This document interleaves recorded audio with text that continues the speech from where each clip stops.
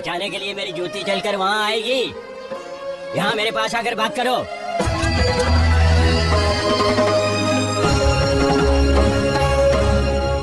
क्यों बिलबिला रहे हो? क्या हुआ? आप ही हमारे सेठ हो, हर काले सफेद के मालिक। क्यों? मुझे छोड़कर बाकी सब सेठ लोग मर गए क्या? आप सब पे भारी हो। मेरे बच्चे को, मेरे बेटे को करतनिया के लोग उठाए के ले गए हैं। करतनिया? ये छिपकली कौन है? वो बैल बाजार वाली करतनिया कानकट्टी इनके बेटे को उठाई के ले गई। आचार डालेगी उसका? ये पुलिस वाले क्या फोटो खिंचाने और बिल्ला चमकाने को बैठे हैं? उनको जाके हमारा नाम लो। छुट्टी। सेठ पुलिस के पास भी गए, आपका नाम भी लिया। सरकार फिर भी उस डायन ने इसके बच्चे को नहीं छोड़ा। ओह, पुलिस और फौज पकड़ से नाउमीद होकर हमारे जूते थामे हैं।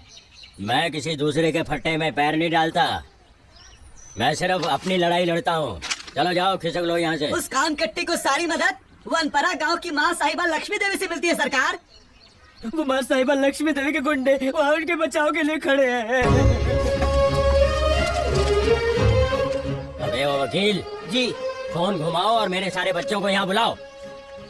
नहीं सरकार, इस मामले में हमें दही नहीं फेंकना चाहिए। क्यों? औरत जात का मामला है। ऊंट की करवट जाने किधर पलटी खा ले।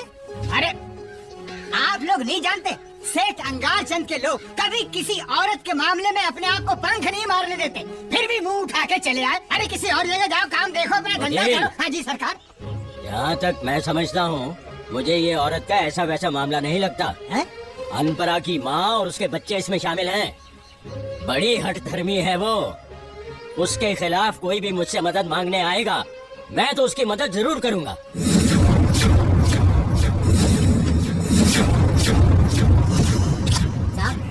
आपके लिए फोन है।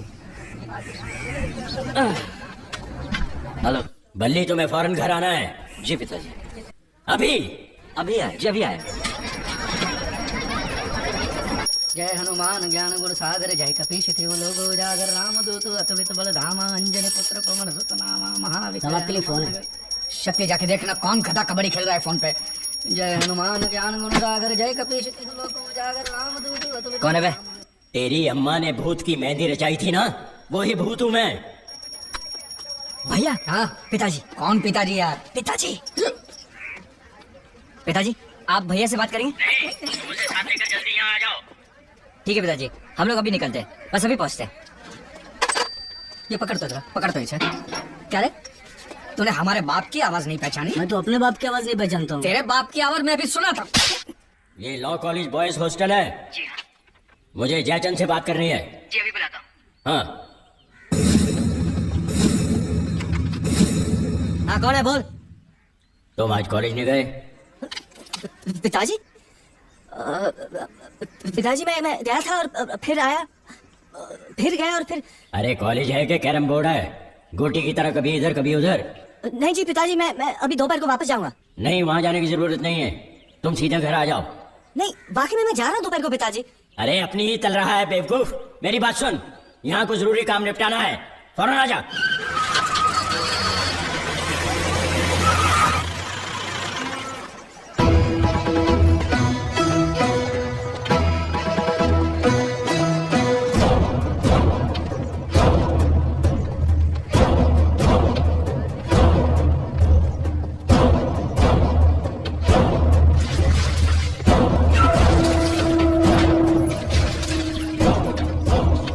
क्या बात है, सभी सेठ लोग एक साथ गरीब की चौखट पे।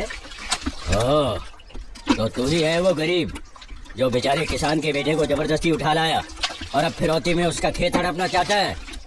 चलो निकाले उस छोकरे को बाहर। अच्छा, उस छोकरे को लेने आए हो? वो चलेगा नहीं सेठ। वो चल नहीं सकता? कोई बात नहीं, हम लोग चल सकते हैं ना, कंधे पे उठा के लेके जाएंगे। नहीं, उसे यहाँ से तुम लोगों में से कोई भी नहीं ले जा सकता। हम तो उसे लेकर ही जाएंगे। नहीं तो हम अपना महंगा जूता घिस कर यहाँ तक नहीं आते। सेठ, ये बैल बाजार है, गोबर साफ करने वाला हाथ गाल पर पड़ गया तो बहुत बास मारेगा। ये आज से मैं अपना पिछवाड़ा धोता हूँ, अगर एक पड़ गया ना तो बहुत ज्यादा बास मारेगा।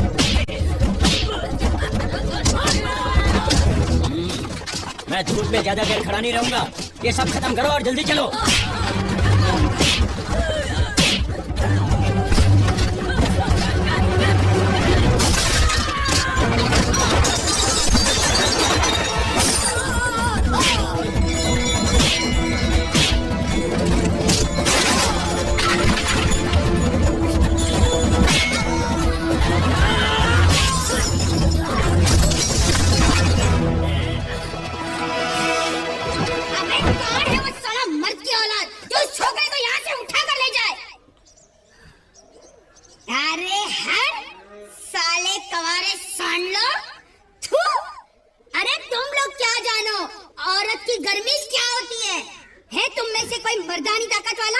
जो औरत की आग को बुझा सके?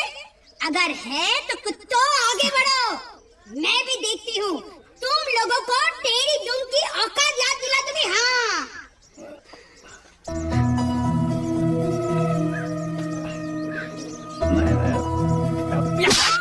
अब छोड़ दो उस बच्चे को।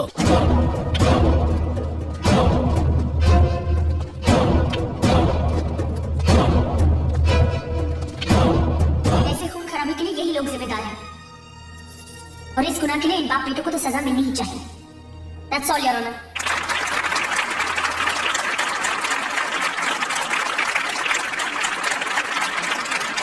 Dear students, आज अंजलि की आखिरी क्लास है, लेकिन मुझे ये कहते हुए बड़ा दुख हो रहा है कि इतनी होनहार लड़की शादी के बंधन में बंधने के लिए बीच रास्ते में अपनी पढ़ाई छोड़कर जा रही है। लेकिन ये बड़ी गर्व की बात है कि अंजलि की शादी हमारे राज्य के युवा गृह मंत्री श्री गोविंदराव पाचपुते के साथ हो रही है। तो इसके लिए हम सब की तरफ से उसे ढेर सारी बधाइयां। हम आशा रखते हैं कि उसके जीवन में यश और सम्मान की बहारें आएंगी। तो चलिए इस खुशी के मौके पर हम सब इसे विदा करें। अरे अंजलि, एक मिनट मेरी बात सुनो। क्या बात है? अगर मैं तुमसे गुजारिश करूं तो क्या तुम मेरी मदद करोगी? क्या हुआ? ये क्या है? ये मेरा ट्रांसफर ऑर्डर है और इसे रुकवाने में मिनिस्टर से कह के तुम्हें मेरी मदद करनी होगी। मैं? हाँ तुम। अब ये मत कहना कि तुम कर नहीं पाओगी। कोशिश करूंगी। Thank you.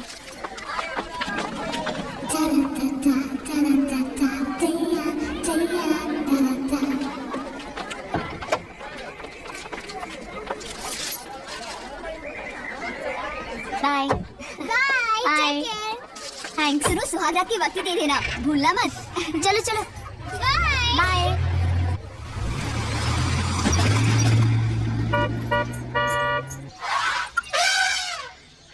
गुलाब जल छिड़को गजराज, गुलाब जल छिड़को।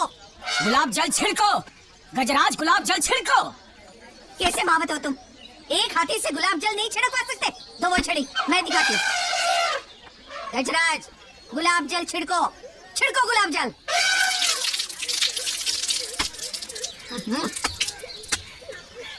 हो गया ना माँ, गुलाब जल भी छिड़क दिया और प्रसाद का ढेर भी लगा दिया। ए, मुंह क्या देख रहे हो? साफ करो, साफ करो। ये भी बताना पड़ेगा क्या? गुलाब जल छिड़को गजराज, गुलाब जल छिड़को गजराज, गजराज छिड़को, छिड़को। किस तरह खेलाल कर रहे हो?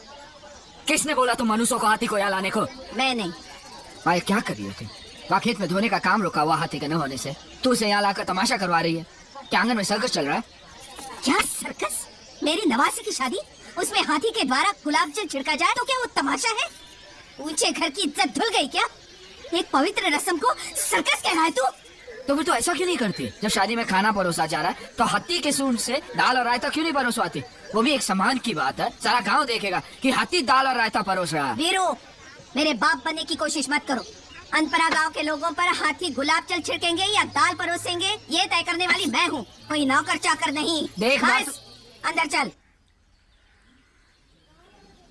प्रताप भैया, आपके होते हुए क्या हो रहा है बाहर? ताज्जुब है। 10,000 लोग आएंगे शादी में और वो हाथी रहेगा वहाँ पर। तो तुम क्या चाहते हो? मैं जाकर गुलाब जल छिड़कूं वहाँ? नहीं नहीं ठीक है, आप यूं ही मसल भुलाकर गुब्बारे बनाते रहिए। जाने कौन से बोरे ढूंढे हैं। देखो वीर, अगर इतनी तकलीफ हो रही है ना तो जाकर कह दो सूर्यमान भैया से मेरे मसल्स पर नैना गड़ाने की कोई जरूरत नहीं है, समझा तुम? शुरू हो गए सुबह सुबह। तुम दोनों का झगड़े किसी में पेट नहीं भरता। वीर, क्या चाहते हो तुम? यही ना कि शादी के मंडप में हाथी मौजूद ना हो? हाँ बड़े भैया, उसके लिए मैंने 1 किलो रुई मंगाकर हाथी के कानों में ठूस दिया है और फिर हाथी यहाँ लाया गया है। अरे अब बम भी फट जाएगा तो हाथी को कुछ सुनाई नहीं देने वाला। हाँ, बहुत अच्छे, बहुत अच्छे, शाबाश। हाथी के कान में क्या, अपनी माँ के कान में भी थोड़ी रोई रख दो ना। एक बात याद रख लो आप लोग, ये एक बिन माँ की बच्ची की शादी हो रही है। उसकी शादी के मंडप में हाथी क्या, बल्कि पटाखों की बौछार भी होगी। वहां वही लोग मौजूद होंगे जो अच्छे दिल से आशीर्वाद देने के लिए वहां आएंगे। ये बात आप लोगों को समझ में आई? क्या समझोगे तुम?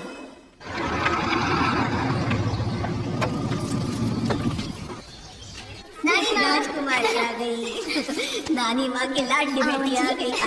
आजा ओहो, सुना है कि गृह मंत्री की होने वाली बीवी की विदाई का रस्म बड़ा धूमधाम से हुआ कॉलेज में। अजी ऐसा कहकर मजाक ना उड़ाइए इसका। आजकल तो ये आम बात हो गई, स्कूल और कॉलेजों में पढ़ाई हो ना हो हंगामा जरूर होता है। और नहीं तो क्या, मेरी शादी के वक्त मेरी कॉलेज की सारी सहेलियां मुझे घर तक कार में छोड़ने आई थी। हाँ, क्यों नहीं? इस पहाड़ के साथ शादी करने के लिए सब तुम्हें सोने की तरह सजा कर लाए थे ना। बस। बाबू पिताजी कहाँ हैं? वकील साहब को लेके आपके गृह मंत्री से मिलने गए। दिखे नहीं होंगे तो दरबान की तरह बाहर खड़े होंगे। वो गायब हो गए क्या? जो नहीं दिखेंगे तुम जाओ, वहाँ आ जाएंगे।